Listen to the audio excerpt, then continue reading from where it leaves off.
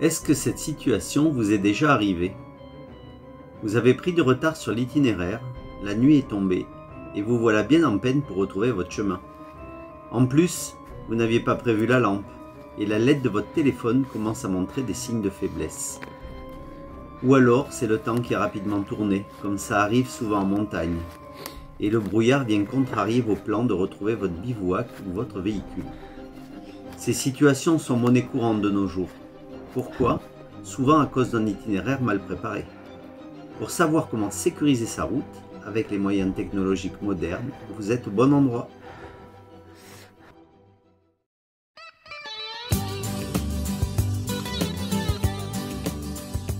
On n'entendait que des notes et le bruit de nos bottes sous la pleine lune immobile.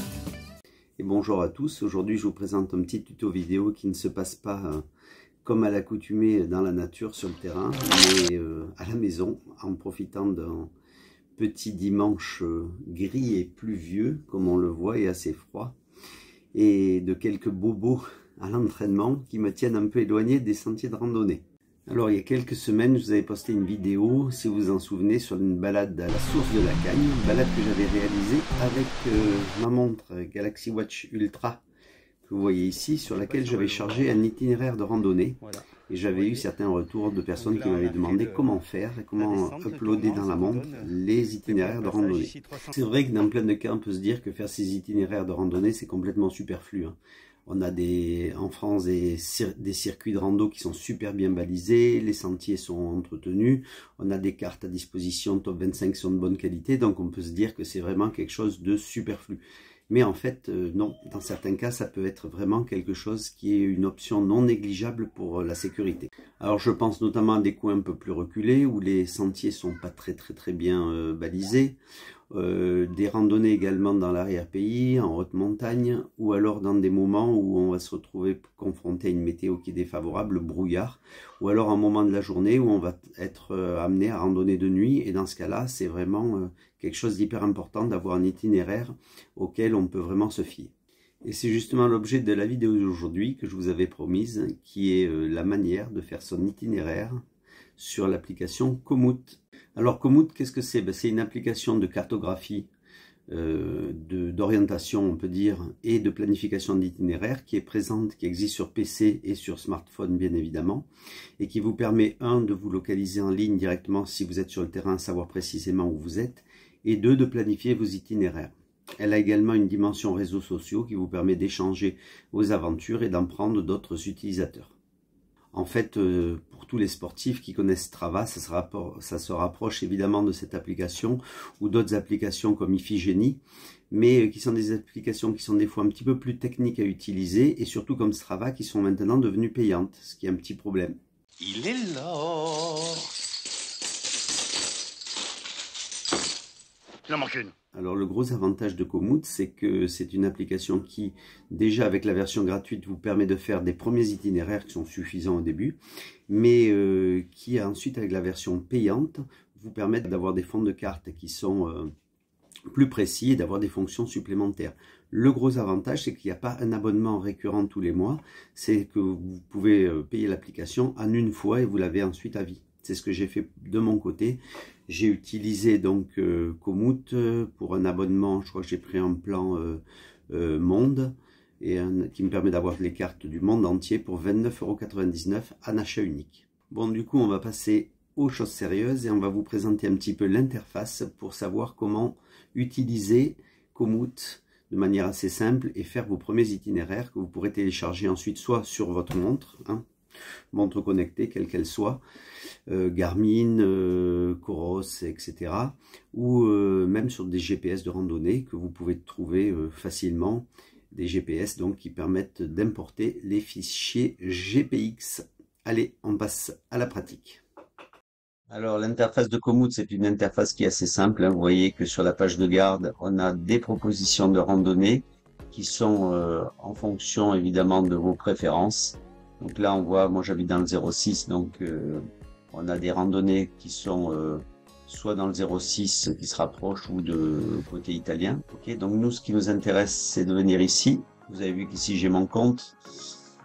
Donc nous, sur les itinéraires, pardon, on arrive directement sur un fond de carte. Le fond de carte, eh ben, il dépend pleinement de l'abonnement que vous avez pris, enfin du paiement que vous avez effectué.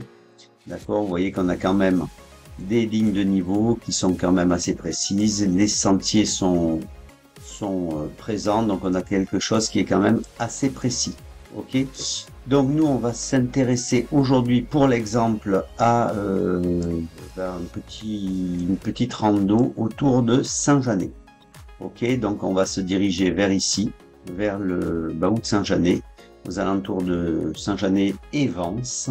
Et ce qui nous intéresse, c'est vraiment de faire un itinéraire. Comment on va commencer? On va commencer en cliquant ici sur planifier.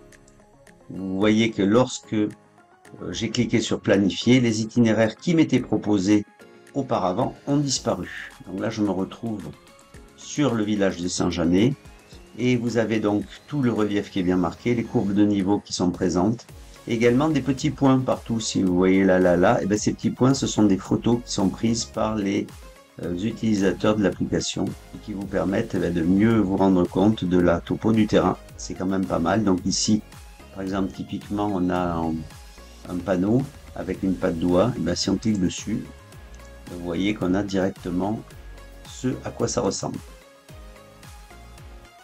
Voilà, donc pour continuer, nous on va commencer à choisir ici un sport. Étant donné que Komoot vous permet de faire des itinéraires pour différents sports. On a la randonnée, le cyclisme, le VTT, cyclisme sur route, la course à pied, le trail, le gravel pour ceux qui font cette activité, de l'enduro un petit peu plus technique et de l'alpinisme même. Alors, en quoi ça change de choisir une activité? Ça va déjà vous proposer ce qu'on avait vu tout à l'heure. Si vous vous rappelez, il y avait ici plein d'itinéraires qui étaient déjà présents. Si vous avez du cyclisme, déjà si vous choisissez votre sport, ça va vous proposer des itinéraires qui sont bien évidemment en adéquation avec votre sport. Donc nous, c'est de la rando, donc on clique sur rando, ici. La condition physique, la condition physique, vous choisissez une condition physique sportive, intermédiaire, confirmée ou pro, évidemment. Alors là, en quoi ça change? Ça change également sur les propositions et également, surtout sur les évaluations des temps de marche, étant donné que l'appli va quand vous allez faire un itinéraire, l'appli va vous proposer une durée.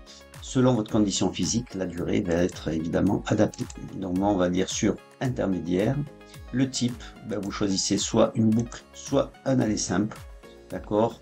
La boucle vous permet de mettre simplement un point de départ, un point d'arrivée, et lui vous proposera quelque chose de déjà tout fait.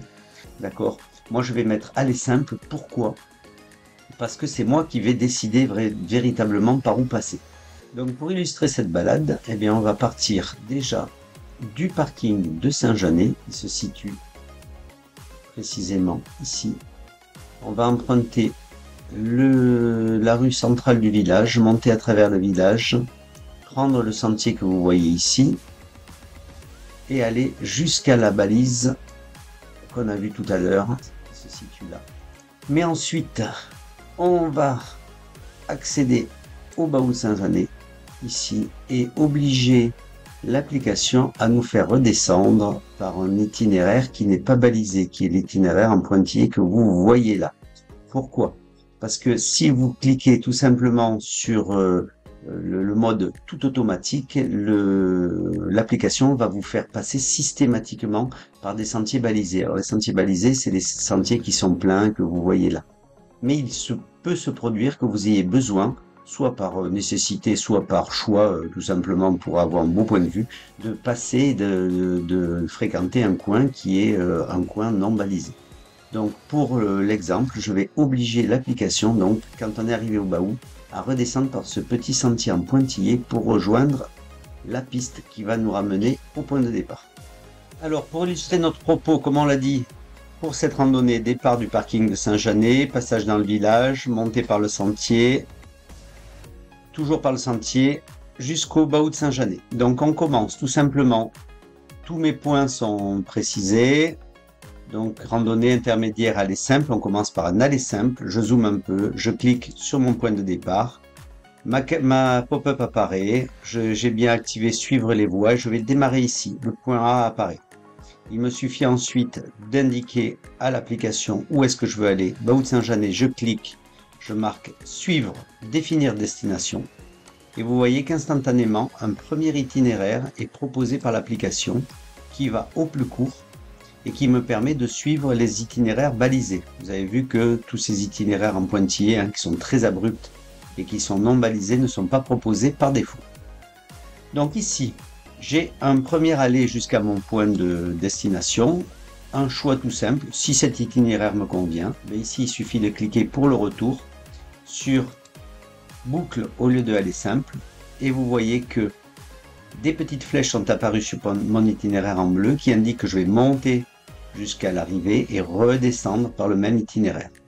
Donc on a ici la première possibilité. Donc jusqu'à là c'est très facile et j'ai déjà un premier itinéraire qui peut me convenir.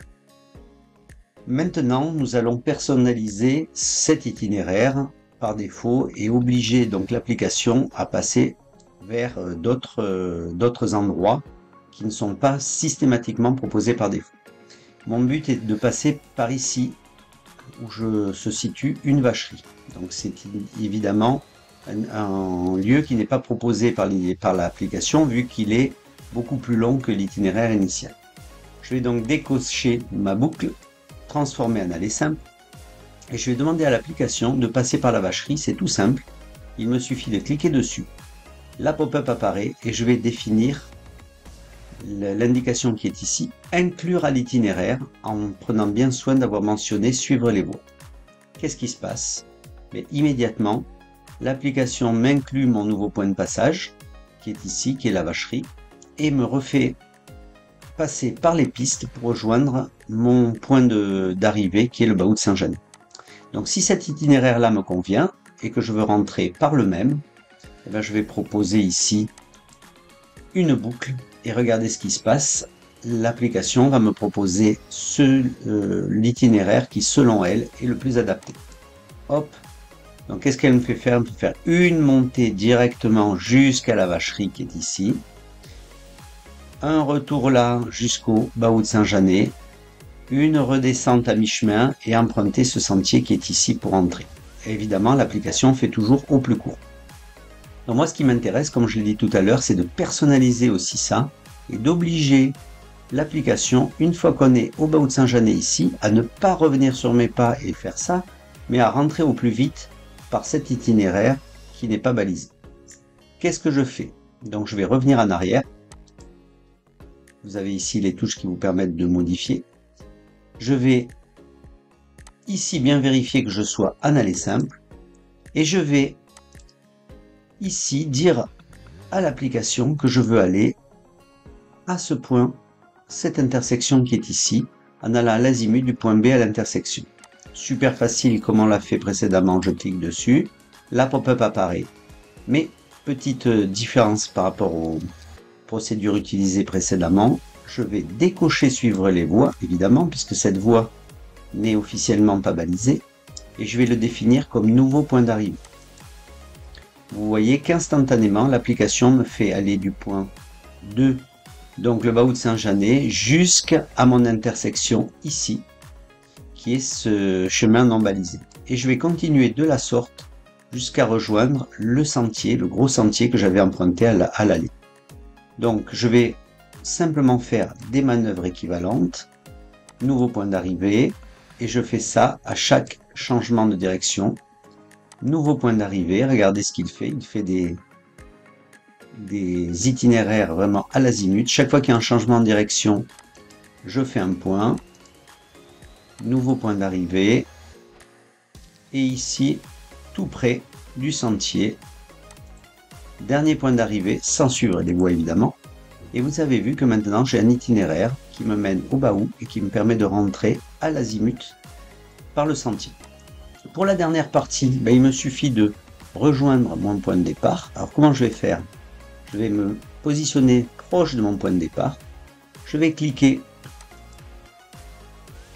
ici comme nouveau point d'arrivée, mais cette fois en suivant les voies, puisque comme vous l'avez constaté, là je suis revenu sur le sentier. Donc je vais pouvoir mettre suivre les voies et je vais définir comme nouveau point d'arrivée. et vous voyez, si je zoome, que sur mon sentier, j'ai des flèches qui montent pour quand je vais monter et des flèches qui descendent pour le retour. Je me retrouve maintenant en présence d'un itinéraire comme je l'ai souhaité, mais vraiment personnalisé, qui vous permet ici de partir du parking, monter dans le village, faire le détour par la vacherie, alors que l'itinéraire proposé initialement passait par là. Donc là, je l'ai vraiment personnalisé jusqu'à mon point de vue. Et quand je suis arrivé à mon point de vue, au lieu de refaire tout le tour et de perdre du temps, je vais redescendre directement par cet itinéraire en forçant l'application à passer par un lieu non balisé.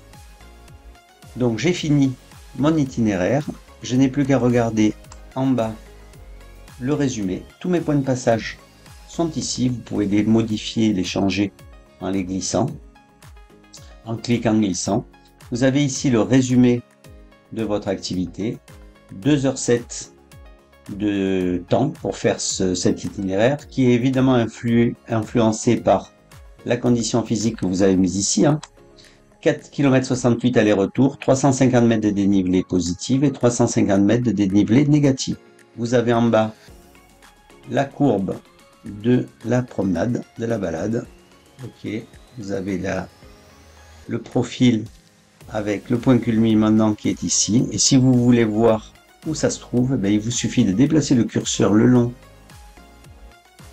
de la balade et vous allez voir directement où vous vous situez en faisant glisser le curseur et en maintenant le bouton de la souris glisser, ce qui vous permet de voir précisément tout ce que vous allez faire au cours de cette randonnée.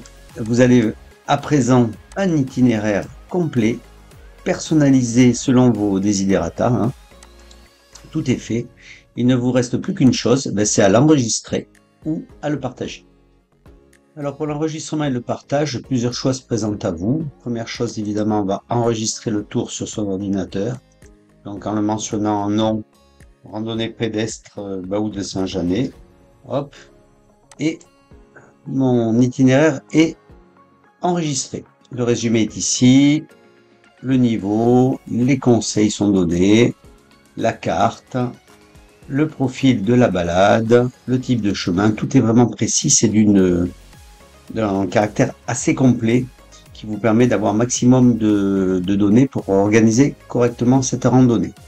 Ensuite, donc je peux modifier l'itinéraire, vous voyez sur le côté, naviguer avec mon appareil. Alors naviguer avec votre appareil, c'est envoyer au téléphone sur l'application Komoot, envoyer sur Garmin ou connecter un appareil. Donc là, évidemment, il faut vous connecter.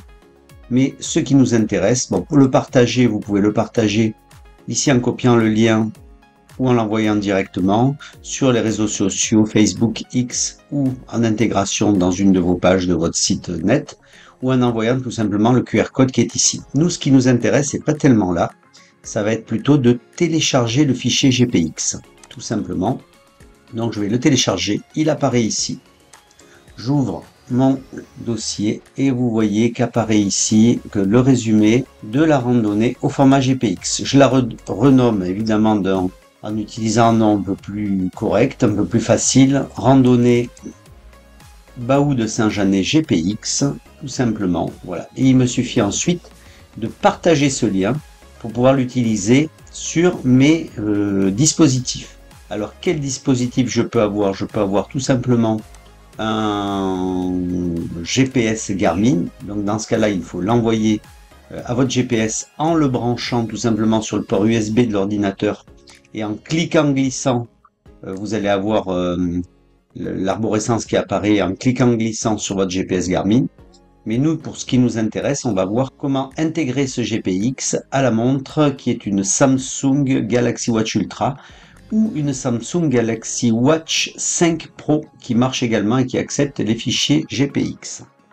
L'étape suivante est relativement simple puisqu'il vous suffit d'envoyer votre fichier GPX directement à votre téléphone. Si c'est un Samsung, il suffit d'utiliser QuickShare. Pour une autre marque, vous l'envoyez tout simplement par connexion USB ou alors vous pouvez même vous l'envoyer par réseau social ou par mail.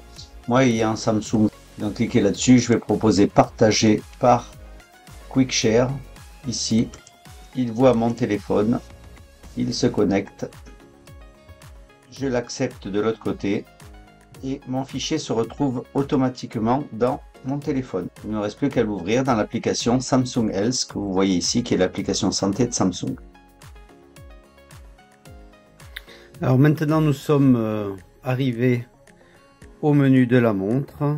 Donc ici il suffit de venir vérifier que le GPS est bien activé, ce qui est le cas. Donc ensuite on va venir dans l'application de la montre. On vient ici dans une application. Donc on va choisir l'application randonnée.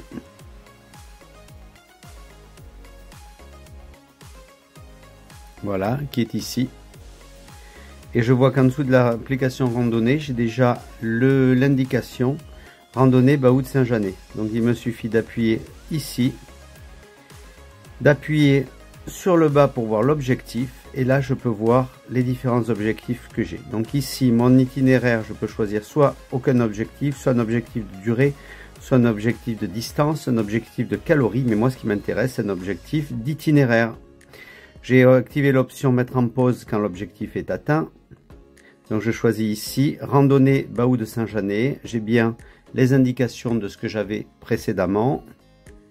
Ici s'affiche le plan de ma randonnée. Je peux choisir d'inverser l'itinéraire si je veux le faire à l'envers. Et donc ici, j'ai juste à appuyer sur démarrer pour commencer l'activité. Donc là, évidemment, il cherche le GPS. Et là, je vais pouvoir, donc, dès que le téléphone aura trouvé la localisation GPS, on voit qu'il cherche un petit peu, ce qui est normal étant donné que je suis en intérieur. Voilà, la position a été détectée. Et donc, on voit que je suis actuellement à 9 km, évidemment à 10 km du lieu de départ. Voilà. Et donc, j'ai accès évidemment à toutes les options de la montre. Mettre en pause, terminer, avoir lors de l'entraînement un guide audio, toutes les options que vous avez dans le Samsung Health. Et également une petite option très intéressante en cours de parcours que vous avez ici, qui est le retour au point de départ. Voilà, donc là on voit, je suis au niveau de mon domicile. Hein. Donc on voit la carte, le petit pointillé sont les points qui sont à suivre pour rejoindre le début de la randonnée. Mais on voit que la cartographie est tout à fait efficace. Le fichier GPX a bien été téléchargé et va me permettre de faire mon itinéraire et de suivre au tour par tour toutes les indications qui sont entrées dans le fichier GPX.